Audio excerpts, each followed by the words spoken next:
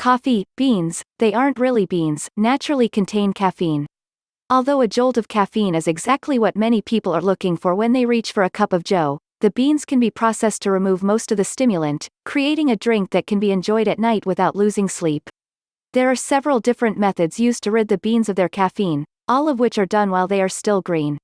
Decaffeination is often associated with less flavorful coffee because it is a bit tricky to remove only the caffeine and not any of the numerous flavor chemicals, and decaffeinated beans are notoriously difficult to roast properly. The most common methods of decaffeination involve chemical solvents, usually ethyl acetate or methylene chloride. In the direct method, the coffee beans are steamed and then rinsed repeatedly with the chemical solvent to flush away the caffeine.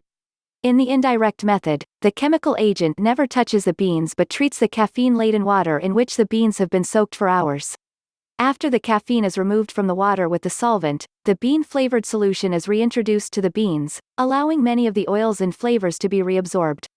In both processes the solvents are rinsed or evaporated out of the green beans and further vaporize upon roasting, meaning that only the tiniest trace amounts, which are deemed safe for consumption, are ever present in the decaffeinated beans you purchase. Another method, known as the Swiss water process, is based solely on water and carbon filtration.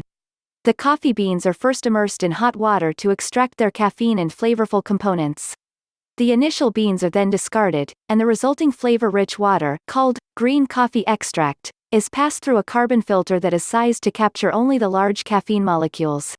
The decaffeinated green coffee extract is then used to wash and filter the next batch of beans. Caffeine is thereby filtered from the beans without recourse to chemical agents and without the beans losing many of their flavorful components. This is the primary method used to decaffeinate organic coffee beans. Finally, the scientifically named supercritical carbon dioxide method uses carbon dioxide (CO2) under high temperatures and pressure to act like both a gas and a liquid.